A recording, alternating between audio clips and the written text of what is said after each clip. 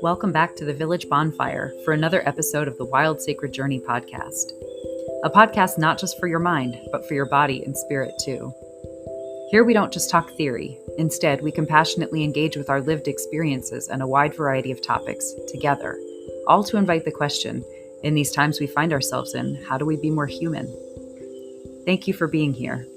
May these conversations awaken, inspire, repair, and evolve something deep within each of us and serve the wild, tender aliveness of our personal and collective hearts. Hey, welcome back to another episode of Wild Sacred Journey podcast. So this is a bonus episode, in honor of Imbolc, which is that's more of an Irish pronunciation. You might see it written more Imbolc, so you might hear it pronounced Imbolc or something similar. And that marks sort of the midpoint between the winter solstice and the spring equinox, right? So we're kind of at this transitory period where in northern parts of the northern hemisphere, at least, where the tradition, the holiday originated, lambs are starting, or sheep are starting to produce milk and starting to lamb and things like that. So there's like a beginning of agriculture. There's this sense that the sun's returning. It's also associated with Bridget, the sort of pagan goddess, as well as then sort of the Saint Bridget. So there's some of those connections. So there's this sense of the fire. So it's sort of this beginning of spring. So I just wanted to kind of, as I've been sitting with that, it sort of has felt like it's tied in with some of the other things I've been talking about in episodes recently. So I thought I'd hop on and do a quick little bonus episode. So we'll still go ahead and light our candle. And today, especially, honoring that flame, that return of the fire outside, right? And honor what it means to have access to the fire, even in darker times. That through thread kind of that helps us come through. And take a couple deep breaths in and out.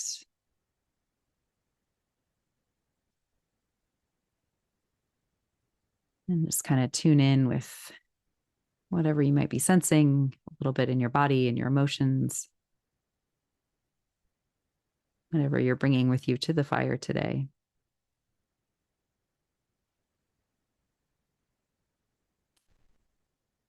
And so I've been talking a lot recently about integrations and transitions, right? Because I've been coming back from this trip. And so I've been sharing a lot about the trajectory of what my integration process has been, which was to go into a pretty dark place first.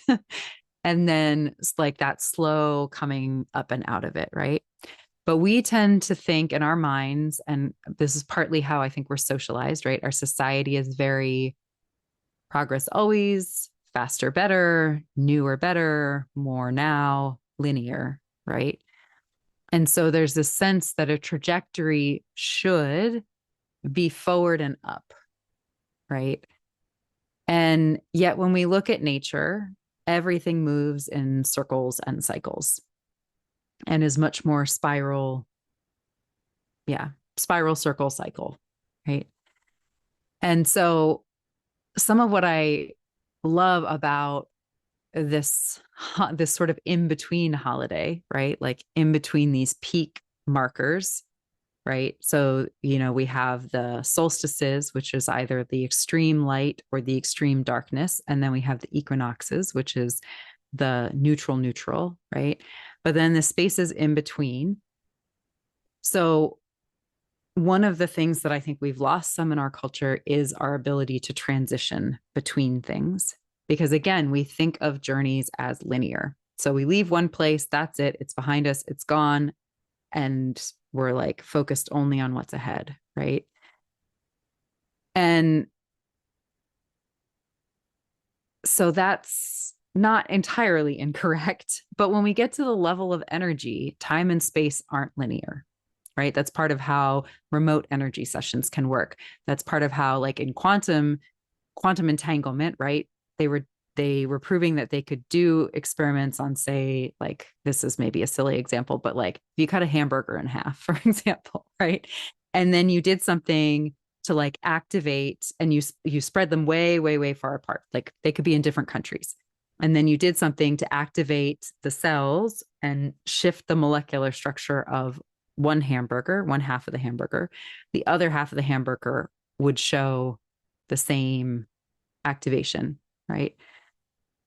So I believe that's an experiment they ran. I am not, to be very clear, I am not a quantum theorist or quantum physicist.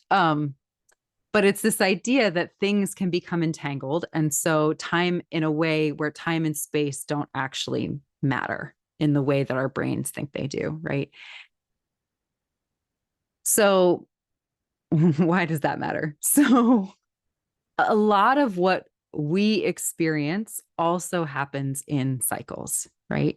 And it can be influenced by what's going on internally. It can be influenced by places, by people, by seasons, right? All of that has a lot to do with like which version of ourselves comes forward. Like I've really been noticing that there's like the version of me that I discovered on my trip was partly because of a shift in mindset and attitude I had within myself as I set out on this trip.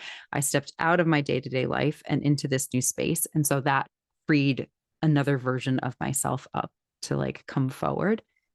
And then there was also being on the land there and being in the culture there, which is very different than the land and the culture here in the mid-Atlantic US or in other parts of the US or in other parts of the world, right?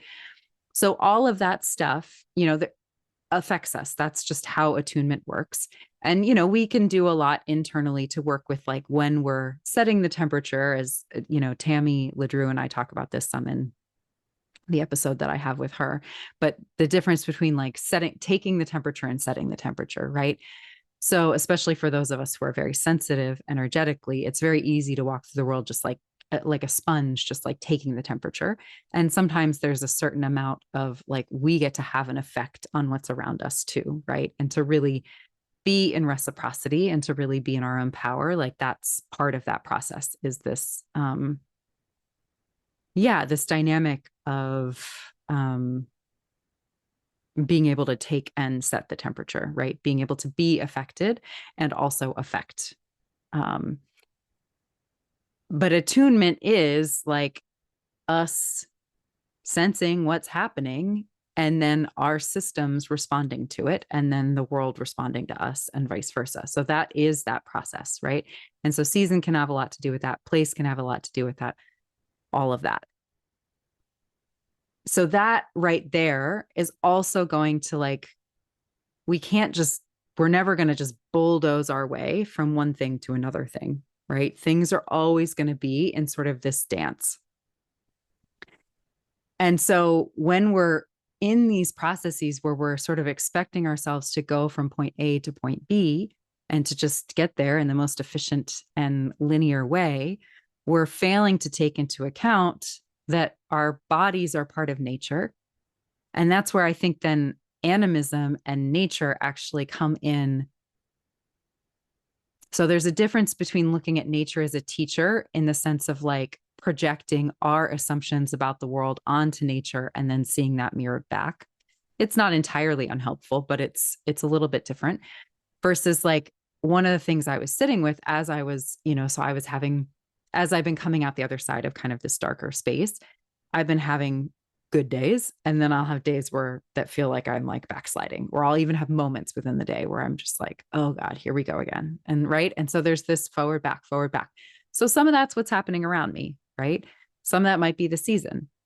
Some of that is also just a natural process. And so in those moments when I catch myself starting to judge that aspect of this process, right?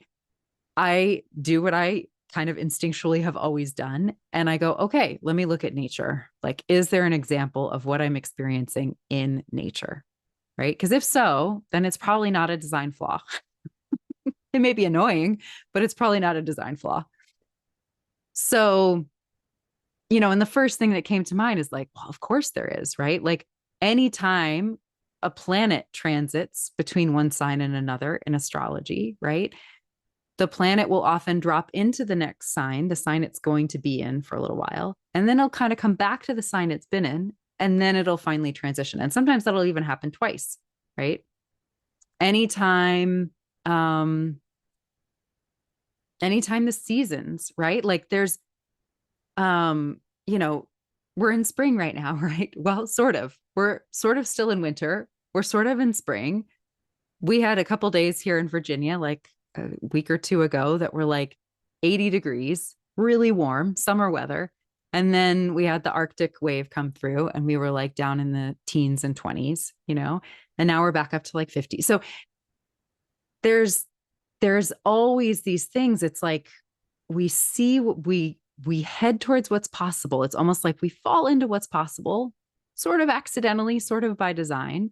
And then we kind of have to go back and we get a chance to like look at some of the lessons again and maybe learn them again and maybe integrate them a little bit deeper and maybe see different layers of them. And then we get to move forward again. Right. And so some people, like, there have been some memes that are like, oh, it's the spiritual cha-cha-cha, right? Or like, you know, I just had to laugh the other day when I was kind of having these like little backsliding things. And I'm like, oh, I'm in retrograde. I'm not station direct right now. I'm personally in retrograde. Right. And retrograde is like, it gets a lot of like, you know, everybody talks about Mercury retrograde and wants to blame everything on it. But it's like, it's just a chance to slow down and like learn the lessons again. Right. It's a little bit more internal. Plants, right? First, you have a seed. The seed has to crack. The casing around the seed has to crack. And the first root that comes out is called a radical root. And it's just a long, thin string, right? And that's the first attempt at the plant to grow. And then once that root's there, maybe then a shoot starts to come up, right? And then that shoot gets different nutrients than what the root does. And that can fuel more root growth. And then the more root growth takes in more nutrients, which then fuels more above ground growth, right? And so it goes in these opposing spurts, and it has to, right? So, you know, and we see that too, actually, even aesthetically, like we are naturally drawn. I've been getting into weaving. And so I was setting up a scarf the other night, and I was setting up the warp, which is, you know, the one that's strung, that stays fixed, at least on the loom I'm working with. And then the weft is the one that goes back and forth, right? So I was setting up the warp and I was wanting to play with stripes, and I could play with stripes. I could do like four rows of this color and then four of this and then four of this, or wider or narrow, you know, whatever. But that's like actually really boring, you know? Whereas if you do these more like graduated stripes, so I came up with a pattern of like, I assigned the letter to the color, right? And it was like AAAB, right? And then like AB, and then AABB. And, you know, and so you start with a chunk of one color and then start gradually bringing in the other color. And then you've kind of switched to the B color. And then you start gradually bringing in the C color. And then maybe you go back to the A color a little bit. And then, right. And that's way more aesthetically interesting and pleasing to the eye than just chunk, chunk, chunk, chunk, chunk, right? Because chunk, chunk, chunk, chunk, chunk, we see that in like agriculture, but like more like monoculture agriculture, right? We don't see that in the natural world. That's not how systems, resilient, adaptive, regenerative systems seem to work, because things don't just transition abruptly, right? So the same with the ocean. I was talking to a client the other day, you know, and we were talking about regularity versus like consistency versus, I don't know, probably some other words, you know? And so we can pretty much count on the fact that the tide's going to come in and out, and waves are going to varying degrees, be doing their thing, right? But if it's a still day, the waves might be less. If it's a new moon, the waves might be less. If it's a full moon and the tides are higher, or it's windy, or there's a storm somewhere else, or something's happening with the currents, or there's been a big temperature change, like all of that can affect the amount of waves. And then even within the semi-regularity of the waves, you're still going to have some that come further up on the shore and some not so much. And so there are things that we can count on. And yet, even within those, there's nothing that's the same. and nothing that's like exactly evenly spaced all the time, right? That's a very mechanistic, I don't know, kind of approach. And so, anyway, I wanted to offer this because, I think here on this holiday where we're sort of celebrating the beginning of, right? We're marking a moment where it's like we're at the halfway point. And even though it isn't here yet, we've probably started dipping into it.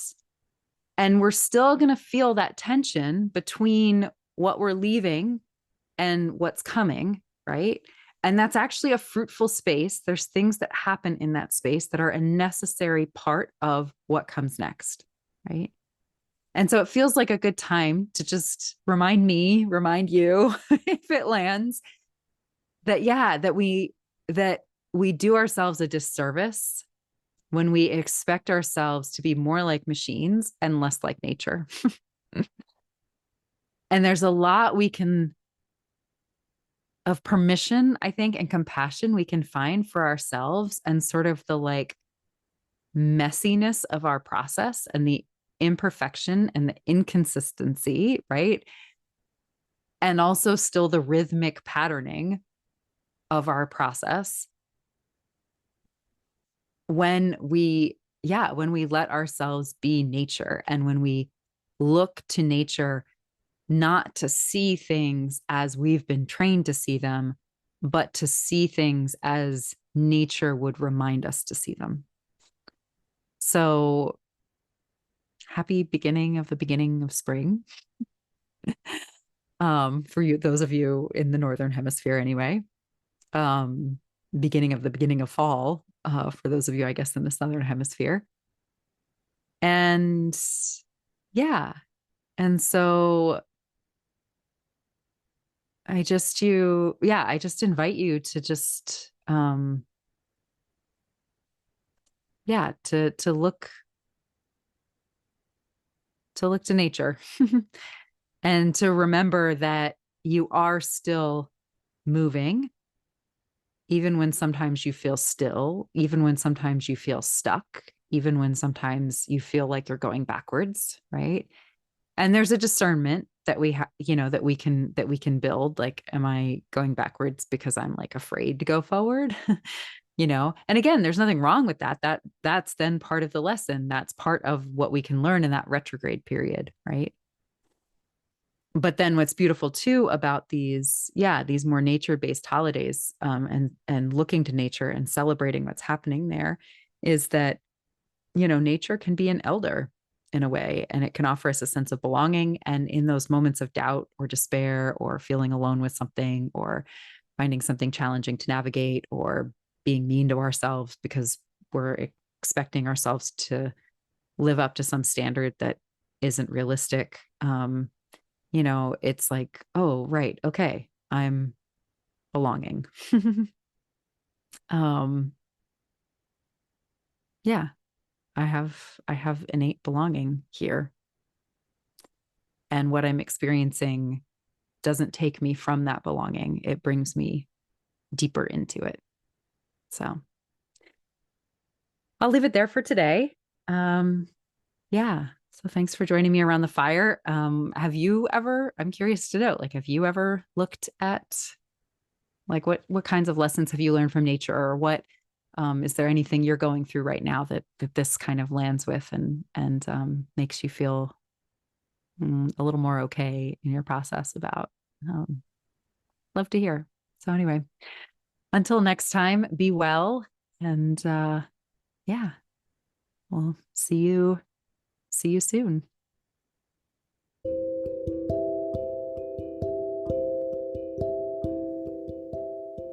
Hi, Kate here again. Thank you for gathering with us. Whether you've been here a while or found your way here thanks to today's guest, it means so much to me and the world I dream of to have you here. I hope you'll tune in for more of our conversations. We humans seem to be at a profound threshold and facing questions of deep impact for the future and the world. We need our full hearts and humanity as we sow seeds of change in these times of joy and heartbreak. I count myself lucky to be here now, around this virtual village fire, weaving our stories into a medicine with humans like you. As a community medicine space, this podcast is relational. It weaves webs of connection and mutual respect and care across time and space. If you appreciate and support the future we're seeding here, you can support the weaving of this web in a few ways. 1. Share episodes with friends and family or online with your community. It also helps the podcast immensely if you like, rate, subscribe to, or follow the podcast where you watch or listen, so you get notified when new episodes drop and new listeners find us as they search. 2. Join us on Patreon. Doing so supports conversations like the one you just heard and allows you access to live community gatherings and medicine circles and more as we continue to grow. It also helps me keep the space advertisement-free so the conversations stay intact as they are. If you have questions, suggestions, connections, or would like to find out more about working with me, you can find me online at www.wildsacredjourney.com, on Instagram at wildsacredjourney_KP, or email me, kate@wildsacredjourney.com. Until next time, from my heart to yours, I release today's fire with a prayer for our individual and collective wholeness, connection, and joy. May it be so.